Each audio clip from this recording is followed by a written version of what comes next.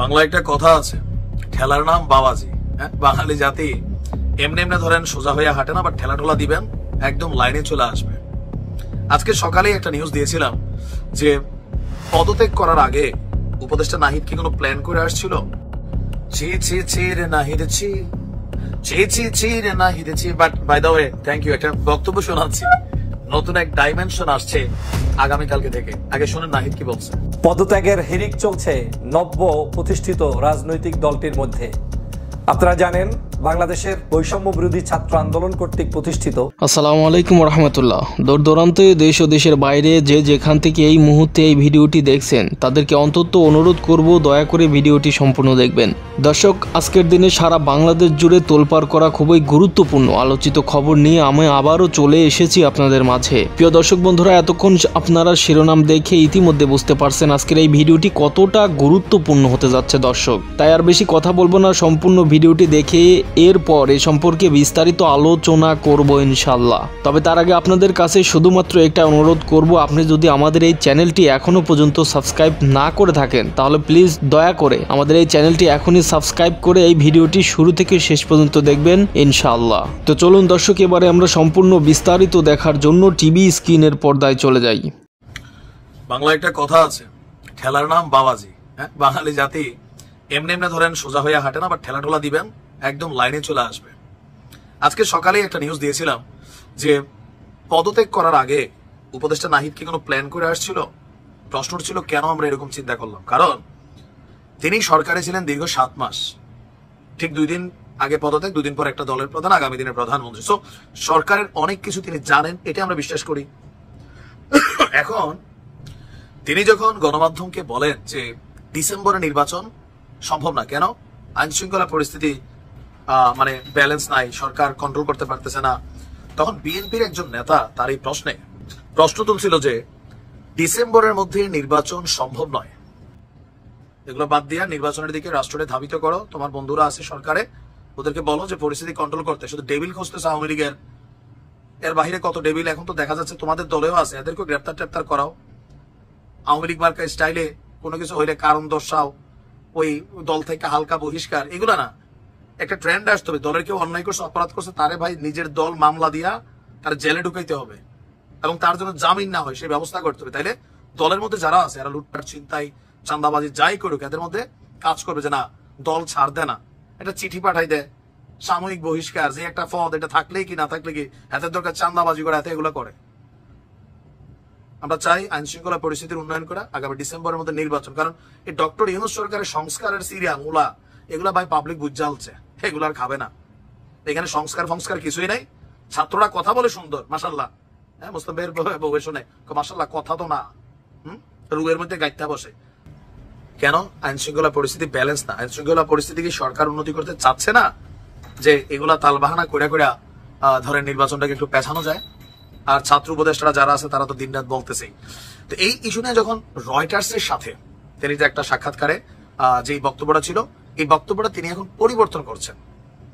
Originally রয়টার্সে তিনি কি বলছেন এটা রয়টার্স ওনারা জানে আর তিনি জানেন, আমরা তো অডিও ফুটেজ শুনি নাই। এখন তিনি বলছেন ডিসেম্বরের মধ্যে নির্বাচন সম্ভব নয়।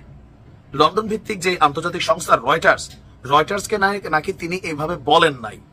তো তিনি কিভাবে বলছেন, এই বক্তব্য নিয়ে যখন সমালোচনা হয়েছে আজকে বিকালে জাতীয় নাগরিক কমিটির কার্যালয়ে একটা সংবাদ সম্মেলনে, তিনি বলছেন যে আমি ডিসেম্বরের মধ্যে নির্বাচন সম্ভব নয় এভাবে বলিনি। কিভাবে বলছেন?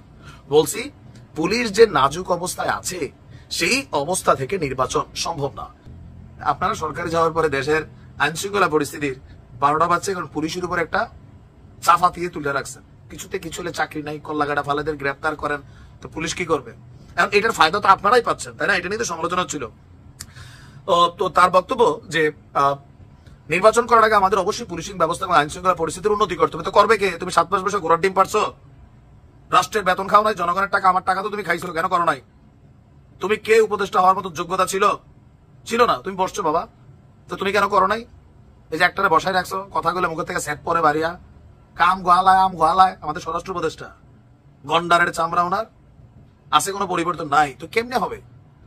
এইসব জিনিস বন্ধ করে আসলে এখন নাহিদ যেটা বুঝাতে চাইছে যে সরকারের পাশাপাশি রাজনৈতিক দল, সামাজিক শক্তিগুলোকে এগিয়ে আসতে, জনতা আগায় আসছে ভাই, লাঠি লোটালে রাত্রে ঘুরে, তোমরা পরিস্থিতির উন্নতি করো। মানে এখন এটা নিয়ে ধাক্কা খাইয়া তো এটা নিয়ে যখন সমালোচনার মুখে পড়ে গেছে, এখন এসে বলতেছে যে ভাই আমি এইভাবে বলি নাই, আমি এই বিষয়টা অন্য ভাই বলছে, রয়টার্স ভুল বলছে ওর কথা, তোমরা খালি মানুষ ভুলই বোঝে বাবা। প্রশ্ন হচ্ছে পুলিশের উপর যারা হাত তুলতেছে আপনার সরকার তাদের বিরুদ্ধে কি ব্যবস্থা নিচ্ছে? 2-4টা কি লটকায় দিছে, শুট করে দিছে? কেন দেয় নাই? পুলিশের ভাই অটোওয়ালা থাপড়ায়, রিক্সার মধ্যে বাইন্দা হ্যাসরায় লয়া জায়গা, বেডিরা স্যান্ডেল খুলে মাইর দেয়, টোকাই লিগ না সরি মানে টোকাই সন্ত্রাসীরা মানে মব জাস্টিস করে, পাবলিক দ্বারা গণধোলাই দেয়, হেল্পারে নাই বা মারে। তো এই পুলিশকে আমরা দেখছি ইউনুসের সরকারে যে পুলিশের নমুনা, আরে 2-4টা শুট করে ফালাই দেবে না, এমনি আইন শৃঙ্খলা রাখছে? এমনি রাখে নাই। পুলিশ রাজনৈতিক ভাবে ব্যবহৃত হয়েছে আওয়ামী লীগের আমলে, ঠিক আছে, কিন্তু এর বাহিরে পুলিশের একটা রূপ ছিল, ওইটা এই সরকার পুলিশের নখ খুলে রাখছে টেকনিক্যালি, এটা বাস্তব। কিছু হইলে কয়েছে প্রশাসনের ভিতরে পুলিশ লিগ। আরেকজন আমাদের আসিফ স্যার, মানে এই লোকটার এত বছর ধরে যে শ্রদ্ধার জায়গাটা ছিল এখন মনে হচ্ছে ওনারও শরীরে চর্বি জমছে, উনিও মাসাল্লাহ ক্ষমতার স্বাদ পাইয়া চাপাবাজি ওই যে তেলবাজি তিনিও আজকাল শুরু করছেন, মানে উনি আসেন ওই যে একটা ভিডিও ছিল না, আমি যদি একবার আমি যদি মানে মনে হয়েছে এখন আগাগোড়া ওনার যে কি মনে হয় ভাই আর বললাম না। পদত্যাগের হিড়িক চলছে নব্য প্রতিষ্ঠিত রাজনৈতিক দলটির মধ্যে। আপনারা জানেন বাংলাদেশের বৈষম্য বিরোধী ছাত্র আন্দোলন কর্তৃক প্রতিষ্ঠিত নতুন যে রাজনৈতিক দল জাতীয় নাগরিক কমিটি থেকে জাতীয় নাগরিক পার্টি, এই জাতীয় নাগরিক পার্টির গত কয়েকদিন আগে অভিষেক অনুষ্ঠান অনুষ্ঠিত হলো, আত্মপ্রকাশ অনুষ্ঠিত হয়েছে। আত্মপ্রকাশের পর থেকেই আলোচনা সমালোচনায় জর্জরিত এই সংগঠনটি। স্বভাবতই বাংলাদেশে যে কোনো কার্যক্রম শুরু করলে সমালোচনা আলোচনা থাকবেই, সে ভালো কাজ করলেও থাকবে, মন্দ কাজ করলেও থাকবে। কিন্তু নতুন এই সংগঠনটির মনে হচ্ছে যেন সমালোচনার ভার পিছু হটছে না, তাদের গায়ের সাথে লেগেই যাচ্ছে। আর সেই সমালোচনাটি তৈরি হয়েছে এখন আবার তাদের এক সপ্তাহ ঘুরতে না ঘুরতেই তাদের দলের পক্ষ থেকে 3 জন সিনিয়র নেতা ইতিমধ্যেই পদত্যাগপত্র জমা দিয়ে তারা এই দল থেকে চলে গিয়েছেন।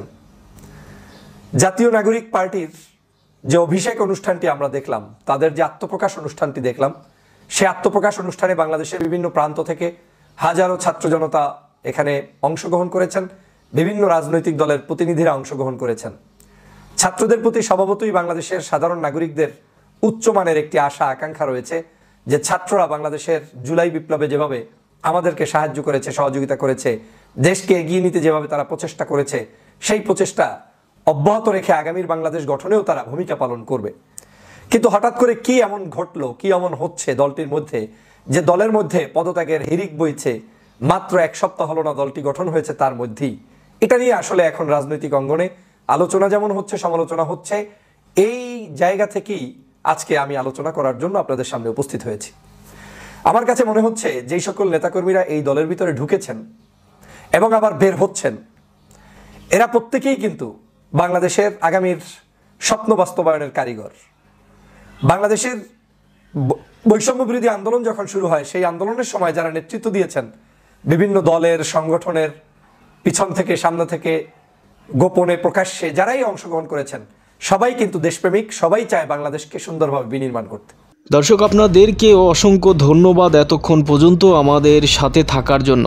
আপনারা দেখছিলেন এই মুহূর্তে আমাদের হাতে থাকা আজকের দিনের সবচাইতে আলোচিত, সমালোচিত এবং সর্বশেষ আপডেট কিছু সংবাদ। প্রিয় দর্শক বন্ধুরা, আপনারা জানেন যে আমরা বর্তমান সময়ের সাথে প্রতিনিয়ত আপডেট থেকে বাংলাদেশের ভাইরাল রাজনৈতিক প্রেক্ষাপট থেকে ঘটনা বিভিন্নভাবে বিচার বিশ্লেষণ করে বর্তমান সময়ের গুরুত্বপূর্ণ সংবাদগুলো খুঁজে বের করে তারপরে এক ভিডিওর মধ্যে আপনাদের সুবিধার জন্য প্রচার করে থাকি, যাতে করে আপনারা প্রতিনিয়ত বাংলাদেশ সময়ের সাথে আমাদের সাথে আপডেট থেকে বাংলাদেশের আনাচে কানাচে শহর বন্দরে রাজনৈতিক ভাইরাল প্রেক্ষাপটে কি ঘটনা ঘটছে সে সম্পর্কে আপনারা পরিষ্কার ও সুন্দরভাবে জানতে পারেন। তো দর্শক, আমি আর বেশি কথা বলবো না। বরাবরের মতো ভিডিও সম্পর্কে আপনার কোনো মতামত থাকলে অথবা আপনি যদি আমাদেরকে তথ্য দিয়ে বিভিন্নভাবে সহযোগিতা করতে চান, তাহলে যুক্ত হতে পারেন আমাদের ফেসবুক পেজে, অথবা এই ভিডিওর নিচে তুলে ধরতে পারেন আপনার যে কোনো মতামত কমেন্টের মাধ্যমে। পরিশেষে দর্শক বন্ধুরা, আপনাদের কাছে শুধুমাত্র অনুরোধ করব, ভিডিওতে একটা লাইক দিয়ে চ্যানেলটি সাবস্ক্রাইব করে সর্বদা আমাদের সাথে জুড়ে থাকবেন। তো প্রিয় দর্শক বন্ধুরা, সেই সাথে পরবর্তী আলোচিত আপডেট সংবাদ দেখার আমন্ত্রণ জানিয়ে